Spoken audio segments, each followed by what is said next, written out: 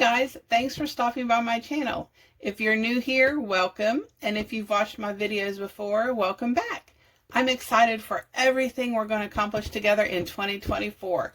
My name is Tanya, and I make budget and organizing videos with little tips and tricks that I'm learning along the way. I really started this channel just to hold myself accountable in my own journey, but I really do hope it inspires you to either start or stick with your budget journey. So I upload videos 2 times a week on Tuesdays and Saturdays. And fingers crossed, one of my goals in 2024 is to film shorts 2 times a week on Mondays and Thursdays. So let's get into today's video. I'm going to be talking to you about decluttering. I have my notes here. Of course, I've already went over these notes with you, but I'm going to do it every single month, once a month, because I want us to get these in our heads and our hearts. So as we're decluttering, we can they just come to us. We don't have to stop and think about it. they just are, they're automatic. You will hear my voice, hopefully. Not my voice, but you know. Well, I don't know, maybe my voice. But anyway, I'm rambling. Anyway, I have notes here. It's going to be a quick video because I've kind of pared down. I don't want to keep going into like very detailed because I don't want you guys to get bored with it, but I do want to just reiterate the rules, so to speak, even though there's not really any rules. And then I'll go over, for me, I'm going to be in the living room, and I call it my entryway, but it's actually really my dining room, but it's right as you walk in the door, and we don't use it as a dining room. So there's that. That's where I'm going to be this month. So, of course, you're going to need 3 boxes or bins, a trash bag, and a timer. I gotta have this all ready this morning. I've learned as I've been decluttering that I want these boxes to look vastly different so that I can just tell at a glance what the boxes are for and where my things need to go. That's just me. You do you. Some people don't have an issue with it, but I want it to be quick. I want it to be easy, and I don't want to have to think too much about where I'm putting items. So that's why I always just have 3 vastly different looking boxes. It's boxes that I have around the house. Like, I haven't went out and bought anything because, you know, we are trying to declutter. So what's the point in that, right? You don't want to go out and get more clutter to declutter. So box 1, I use my gray bin. You guys have seen it, my gray tote. You've seen it in my other videos. It has no lid. And this is going to be for things that I want to keep, but they're simply in the wrong room or in the wrong place. I call it my transfer box. If you're like me, and if something doesn't belong in that room while you're decluttering, you might take it to the room it goes in, but you get sidetracked and you see 3 other things in that room that need to go to another room, and on and on and on and on. And before you know it, the time that you have set aside to declutter has been filled with you just walking room to room to room to room, moving things around and not getting anything accomplished. So that's why I like the transfer box. It keeps me in the room I'm in. It keeps me focused, and I can deal with that when I'm done decluttering.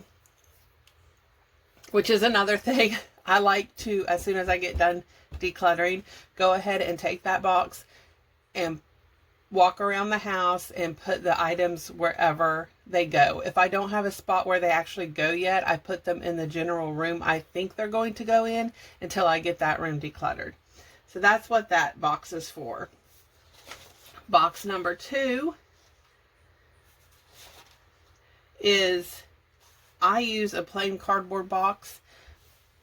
You use whatever works for you, but this is going to be your giveaway box. That's why I like to use my plain cardboard box. Number 1, it looks vastly different from my gray tote. And number 2, I don't have to handle things twice because I know I'm going to give it away. It's already in a cardboard box, and I can just take that whole box and give it away to, you know, whatever organization I want to give it away to. These things are things that are still good and nice, but you're not going to use them anymore. You know, just because you're giving them away to a certain organization doesn't mean that they want, you know, basically your trash. Like if things have holes in them or stained or anything like that, or they don't work anymore, then don't give it to them. You can just throw that stuff away. But this is for stuff that is still good, but you just simply aren't using anymore. It's very important, I want you to hear me, it's very important when you're giving stuff away that you do not hold on to it, to find just the specific right person that would love it. I found in my experience, if I do that, then it's 6 months. Oh yeah, no, wait, I'm saving that for so-and-so. I'll see them eventually, or they're going to come pick it up eventually, or whatever it is. I don't do that. I let my mom and my daughter go through the stuff I'm giving away. I will take it immediately out to my car when they're done looking through it. And then I will hold it in my car and drive around with it. Basically, you know how that goes, for no longer than 2 weeks. So if I see somebody, or somebody I know is looking for something that I'm getting rid of, I will shoot them a text and say, hey, I'm getting rid of this. Do you want it? If they say yes, then I give myself 2 weeks to meet with them or get it to them. And then it goes to I was going to say Goodwill, but not always Goodwill, just whatever organization I'm giving it to. So that way you have to put a time limit on things, or I'll be driving around for 6 months to a year with stuff in my trunk and not able to, you know, buy groceries and do the stuff I need my trunk for because it's so full of other stuff.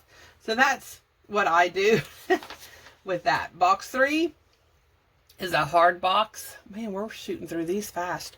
This is going to be a quick little video. So box 3 is for me, it's a plastic bin with a lid. And it's a very slippery slope. So use it sparingly, use it carefully. I call this my pause box. It is for items that are sentimental and I'm just not ready to deal with yet. I just don't have the energy or the mental fortitude at that time to make decisions that I need to make. So I put it in my pause box. The problem is, okay, the purpose of the pause box is to allow you to put stuff in there that's going to be difficult for you to make decisions on. So you're not paralyzed with fear of making the decision and then you don't get anything done. That's what the pause box is for. Okay. So the only problem is you don't want to put everything in your pause box because you're scared to make a decision. Oh, I'll deal with this later. I'll deal with this later. I can't decide right now. This is for sentimental items that you're just not quite sure about. You know, it could be Great Aunt Susie's, I don't know, Christmas platter, or, you know, something like that, that is either sentimental value. It's been in the family for years. So you want to, you know, shoot a text out to everybody and say, hey, do you want this? Because I'm going to get rid of it. And it's been in the family for years, you know, that kind of a thing. So that's the pause box. I don't want you to use this as a cop-out not to make decisions while you're decluttering.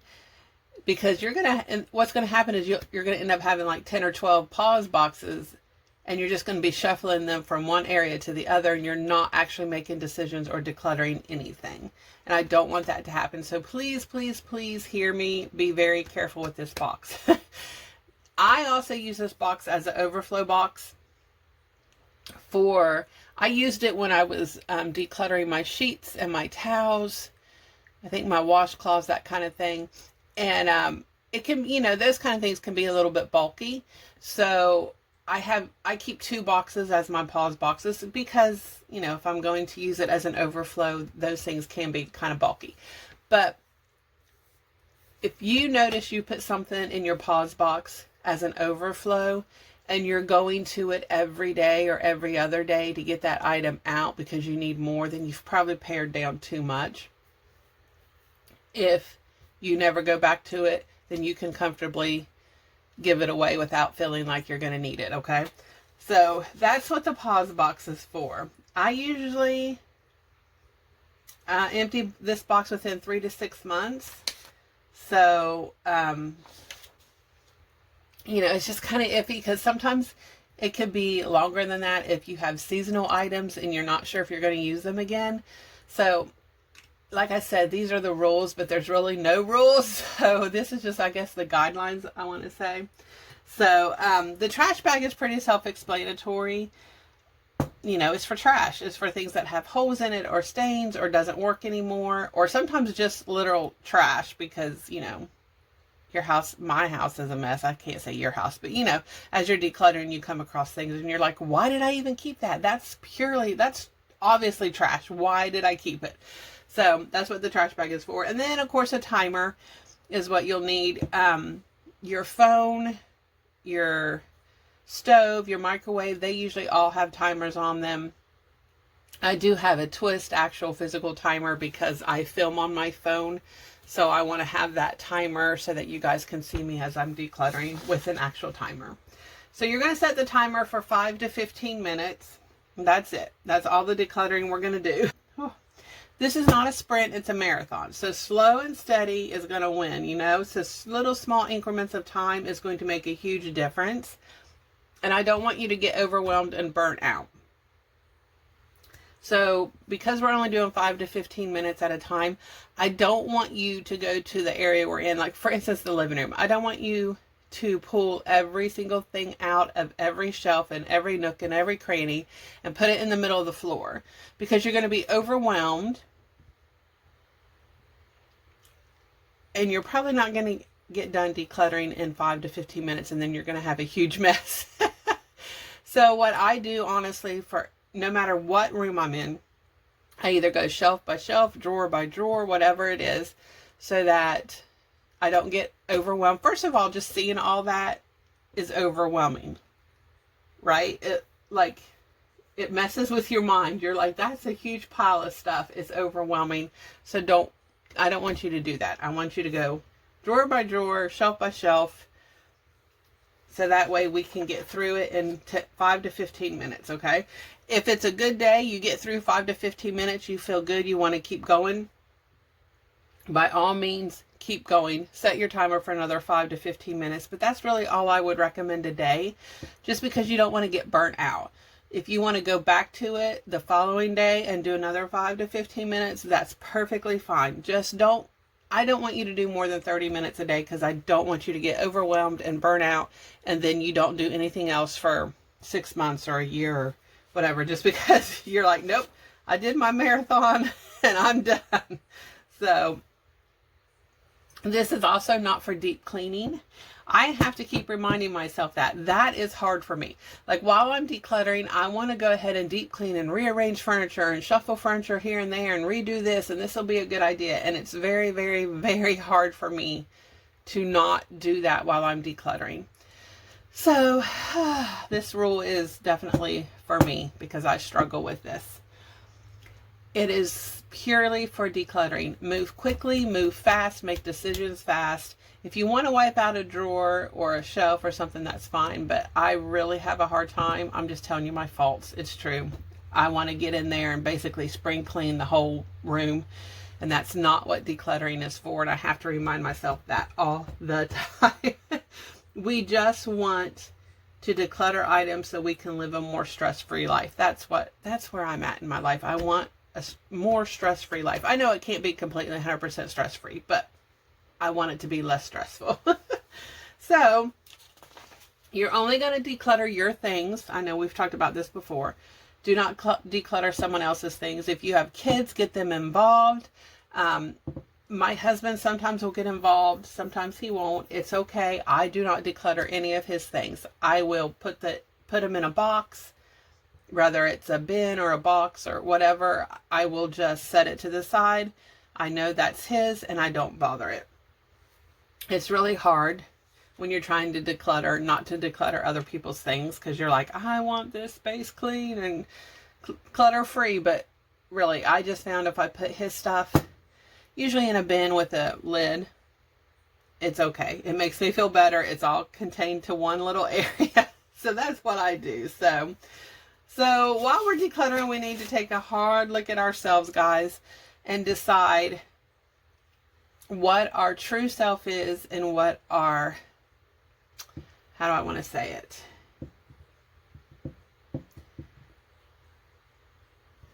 As what our true self is compared to what our imaginary self is, I guess is a good way to put it. So our true self is, this is who we truly are. And I'm like, I have all these baking gadgets and I don't like to bake, for instance. I mean, that's just an example. You know what I mean? I have all of this crafting supplies, but I'm not a crafter. But I have all these good ideas, and maybe eventually one day I'll get to it, but I really don't craft. So we have to know our ideal self, I guess you could say, and our true self. Like, I know I am not one of these people that decorate for every single holiday and put stuff out on my porch and put stuff out, in my house and pillows and stuff like that. I know that. So I don't want to keep any of that because I know that's not who I am. It's okay. Everybody's different. Like, you might be one of those types of people that decorate for every holiday, and that's great. And I think it's beautiful and I love it and I would love to do it, but I don't. And I know that about myself. So you have to take a hard look at yourself and decide what is true and authentic and what is your ideal, self that you have created in your mind. This is what I need to do, but it's not really who you are. So it's okay. Either way is okay. I used to be, seasons change. Seasons change in life. Just because you were at one point doesn't mean you are now. Like, I used to be a stay-at-home wife and mother, and I loved to cook and bake and like clean my house. That's what I did. Okay. Now I work outside the house. No, I'm not going to cook and bake and, clean my house for 3 hours every night when I get home from work. I'm just not going to do that. That is not the season that I'm in right now. So it has been easy for me to declutter a lot of my kitchen gadgets and stuff because I know now I'm looking for quick and easy and convenient. Okay. Let's just put it out there. That's the season I'm in right now. And it's okay. Both of those versions of myself are okay. I just want to put that out there. It's okay. We are all in different seasons. You have to decide your true authentic self and what works for you. Okay. So you need to ask yourself 3 questions while you're decluttering. Is it easily replaceable? Okay. If I get rid of it and I decide later that I actually miss it or I would use it more than I thought, can I get another one easily? It could be a different price point for each person. Like, if it's under $20 and I can replace it, I'm going to go ahead and get rid of it and see if I need it. It could be $5. Whatever the price is, if it's easily replaceable, you don't want to get rid of, your great grandmother's, I don't know, butter dish or whatever it was. If you use it because you're not going to be able to replace it, you can replace it with something more modern, but you won't be able to replace the sentimental value. So you kind of have to weigh those out and see. Number 2, does it bring me happiness? Is it something I enjoy, or is it something that I smile when I look at it or I use? And does it make my life easier? Because again, right now I'm all about convenience. So that's the question I ask myself. And number 3, have I used it in the last 6 months? The only exception to that, again, is going to be holiday stuff. Because sometimes you don't use holiday stuff, but once a year. So you have to decide the pros and cons. Am I going to keep this for a whole year just to use it during this certain season or not? So you just kind of have to weigh that out. So again, there's no right or wrong, no fast and hard rules. These are just guidelines. For instance, if people were texting me like, how many towels should I keep? I don't know. I don't know how many's in your family. I don't know your situation. I live in West Virginia, so I don't need a whole lot of beach towels. You might live in Florida and you might swim every single day, so you're going to need more towels than I do. Does that make sense? And at some point in life, honestly, let's get real. It doesn't matter how many towels you have or how many dishes you have. At some point in life is going to happen and all your towels are going to be dirty or all your dishes are going to be dirty. it's just inevitable, right? That happens. Either you're sick or you've just been in a busy season, whatever the case may be. So if you have 5 towels or 20 towels, at some point, all of those towels are going to be dirty. You just have to decide, is your lifestyle, is your family, like how big your family is it worth keeping 20 towels or just having the 5? And you have to wash them, you know, it's less laundry, all that kind of stuff. But anyway, you have to decide, because I can't decide that for you. So another thing is, hold on, I need a drink.